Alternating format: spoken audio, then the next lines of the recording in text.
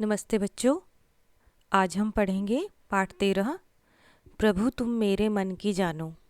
यह एक कविता के रूप में है और इसमें एक महिला है जो भगवान से प्रार्थना कर रही है, ईश्वर से प्रार्थना कर रही है। पहले भाग में आप इसका वीडियो देख चुके हैं, तो इस भाग में अपनी अपनी पेंसिल निकाल लीजिए क्योंकि आप बहुत सारे नए शब्द सीखेंगे और बहुत सारे अर्थ भी जानेंगे। तो फिर भी आपको समझ ना आए, कमेंट बॉक्स में लिखकर आप मुझसे पूछ सकते हैं। किसी भी शब्द का अर्थ आपको नहीं समझ में आए, वैसे तो मैं बताती हूँ, फिर भी आप मुझसे पूछ सकते हैं कुछ नहीं समझ आने पर। चैनल सब्सक्राइब कर लें ताकि अगले पाठ की वीडियो आपको जल्दी से पता चल जाए। चलिए पाठ शुरू करते हैं। तो बच्चों, पहले भाग में आपने देखा कैसे एक औरत है वो प्रार्थना कर रही है भगवान से। तो पाठ, ये कविता को शुरू करने से पहले मैं आपको बता दूं, जो हमारा देश है इसमें बहुत समय पहले मनुष्य ही मनुष्य में भेद कर देता था। मनुष्य मतलब जो हम ह्यूमन हैं, वो किसी दूसरे से भेदभाव करते थे। भेदभाव इसलिए करते थे क्योंकि समाज में इतनी शिक्षा नहीं थी और मानते थे वो छुआछूत को। तो छुआछूत छुआछूत क्या होता है? छुआछूत का अर्थ है, एक तरह से मैं आपको कह सकती हूँ कि अनटचेबिलिटी। और इसमें क्या होता था कि जो ऊंची जात के मनुष्य हैं वो अपने से नीची जात को, कास्ट को अछूत समझते थे, जो अनटचेबल हैं। उनको लगता था कि इनके पास कोई अधिकार नहीं है, ना ही ये कुछ हमारे चीज़ों को या हमारे, एक तरह से मंदिर को भी उन्होंने ऐसा ही समझ लिया था। इसमें कविता में यही बताया गया है। तो सबकी पेंसिल तैयार है, शुरू करते हैं। मैं अछूत हूँ, मंदिर में आने का मुझको अधिकार नहीं है, किंतु देवता यह न समझना तुम पर मेरा प्यार नहीं है। यह इस कविता में जो महिला है, औरत है, वो भगवान से प्रार्थना कर रही है कि मैं अछूत हूँ, मैं तो अनटचेबल हूँ। अछूत का अर्थ जिसको आप इंग्लिश में, जिसको टच नहीं किया जा सके, ऐसा समाज में था उस समय। मैं आज की बात नहीं कर रही हूँ, जिस समय की कविता है उसमें उस समय जातीय भेदभाव होता था। तो वो खुद ही कह रही है कि मैं हूँ अछूत, इसलिए मुझे मंदिर के अंदर आने का अधिकार नहीं है। अधिकार का अर्थ है राइट्स, कि मुझे मंदिर के अंदर आने का अधिकार नहीं है। किंतु देवता यह न समझना, भगवान को कह रही है कि लेकिन भगवान, किंतु का अर्थ है किंतु, परंतु, बट आप यह मत समझ लेना कि तुम पर मेरा प्यार नहीं है, कि मैं तुमको प्यार नहीं करती हूँ, ऐसा नहीं है। प्यार असीम अमिट है, फिर भी पास तुम्हारे आ न सकूंगी, यह अपनी छोटी सी पूजा चरणों तक पहुँचा न सकूंगी। वो बोल रही है प्यार, जो मेरा प्यार है वो असीम है, अमिट है।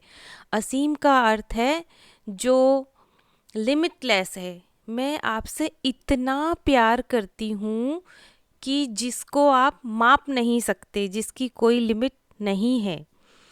जो अमिट है, अमिट मतलब जिसको मिटाया ना जा सके, मतलब जिसको आप कभी भी नहीं मिटा सकते। मैं इतना आपसे प्रेम करती हूँ, मतलब इंडेलिबल।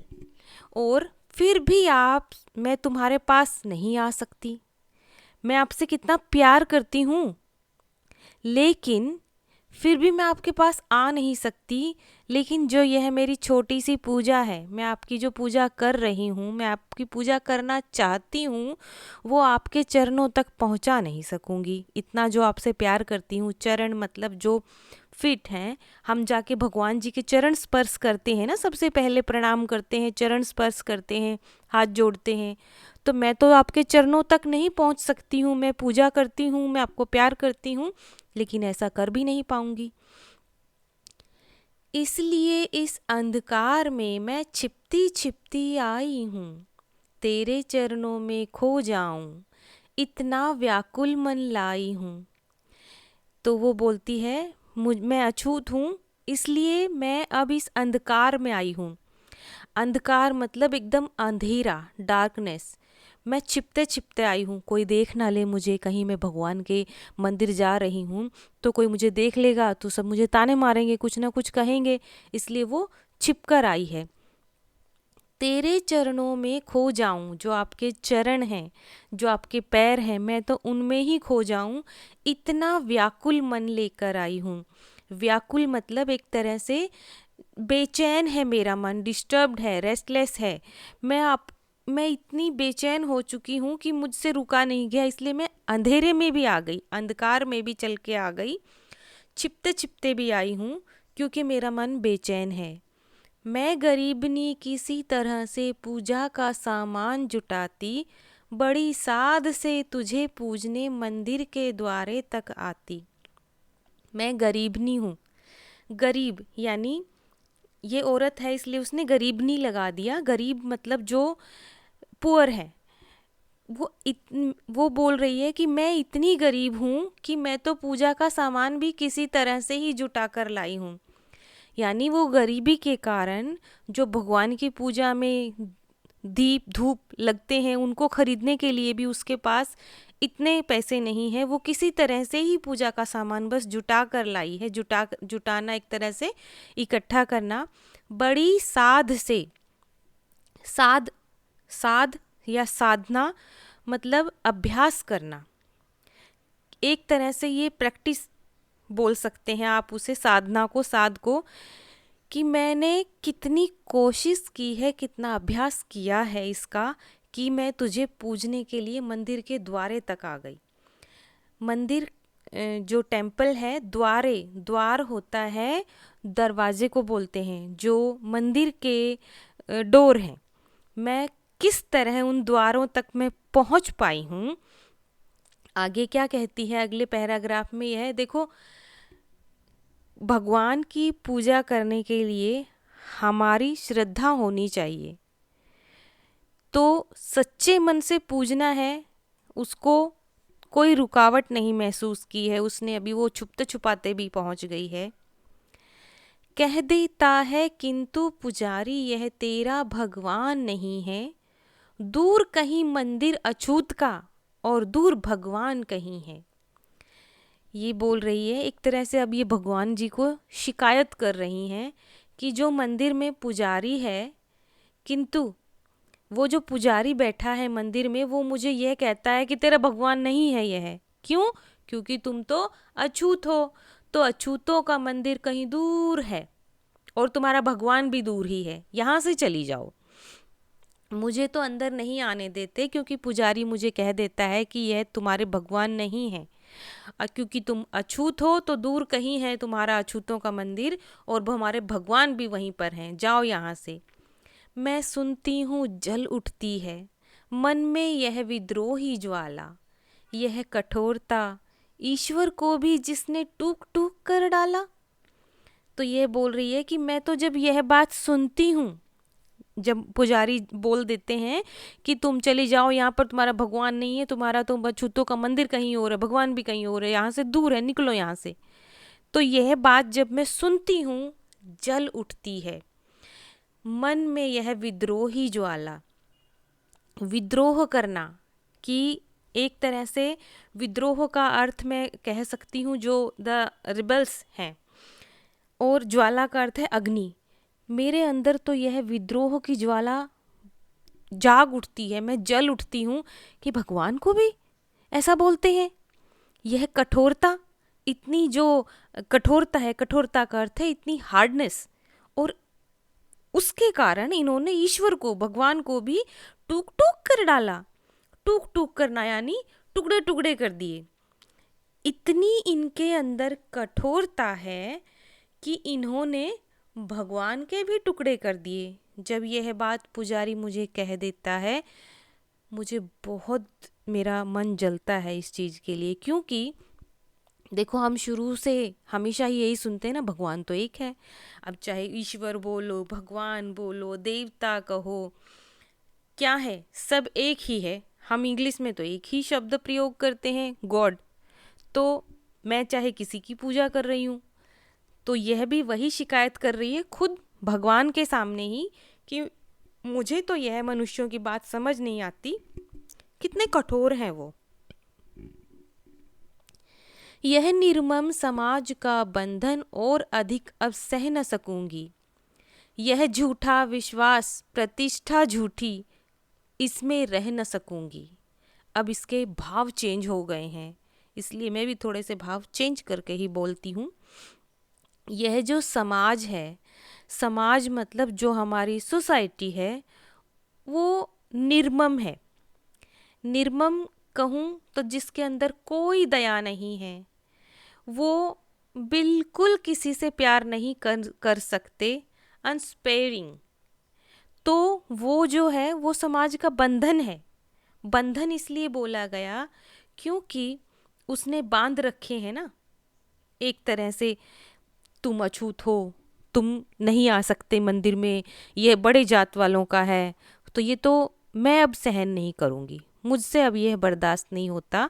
क्योंकि अब वो बेचारी बहुत दुखी है कि मैं अब ये बंधन नहीं बर्दाश्त करने वाली हूँ, क्योंकि समाज तो निर्मम हो चुका है, इनमें कोई दया नहीं बची है।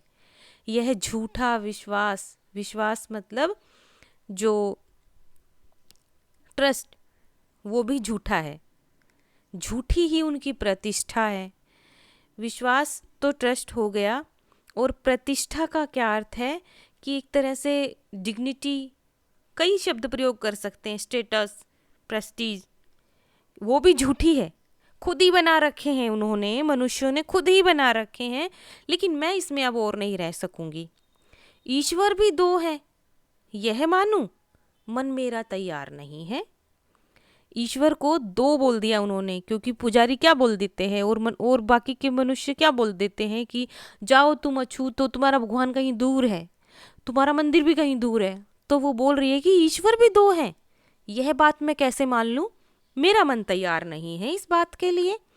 किंतु देवता यह न समझना, तुम पर मेरा प्यार नहीं है, लेकिन भगवान आप यह मत मानना कि मैं आपसे प्यार नहीं करती, मैं तुम पर भरोसा नहीं करती, मैं तुमसे प्यार नहीं करती, आप ऐसा मत मानना। ये जो बोल रही हैं, शिकायतें कर रही हैं, वो समाज के लिए कर रही हैं, और खुद भगवान के समक्ष बैठकर। तुम कह दो तुमको उनकी इन बातों पर विश्वास नहीं है, छूत अछूत धनी निर्धन का भेद तुम्हारे पास नहीं है। वो भगवान से कह रही है कि तुम ही कह दो ना, भगवान जी आप तो सब कुछ कर सकते हैं, तो आप ही कह दो कि आपको, खुद आपको उनकी इन बातों पर कोई विश्वास नहीं है, आप उनकी इन बातों पर कोई भरोसा नहीं करते, कोई ट्रस्ट नहीं करते। आप ये बात स्वयं क्यों नहीं कह देते? छूत अछूत, धनी निर्धन, इनका भेद तुम्हारे पास तो नहीं है, कम से कम आप तो इनमें भेदभाव नहीं करते। अछूत, जिसको छू नहीं सकते, ऐसा बोलते हैं कि वो तो अनटचेबल है, उसको हम ऐसे हाथ से नहीं छू सकते, क्योंकि हमारा भी धर्म जो है वो भ्रष्ट हो जाएगा। धनी और निर्धन, कौन तुम्हारे पास में आता है वो धनी है यानी रिच है, और कौन निर्धन है, पुअर है, तुम कैसे उसका भेद कर सकते हो? भेद यानी एक तरह से भेद करना, यानी डिफरेंस तुम्हारी तरफ से तो नहीं है ना भगवान। आप तो सबको एक समान मानते हो ना, आप ही क्यों नहीं कह देते कि आपके पास आने वाले में किसी में कोई भेदभाव नहीं है? आप किसी में कोई भेद नहीं रखते, कोई।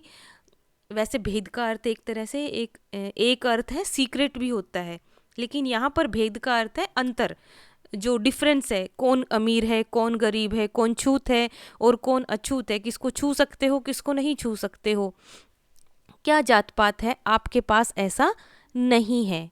तो ये थी कविता के माध्यम से एक औरत की दुविधा, या फिर दुविधा की बजाय दुख था सब ज़्यादा, तो जो इन बातों से बहुत दुखी है कि समाज उस पे बंधन लगा रहा है, उसको रोक रहा है कि तुम यहाँ नहीं जा सकती।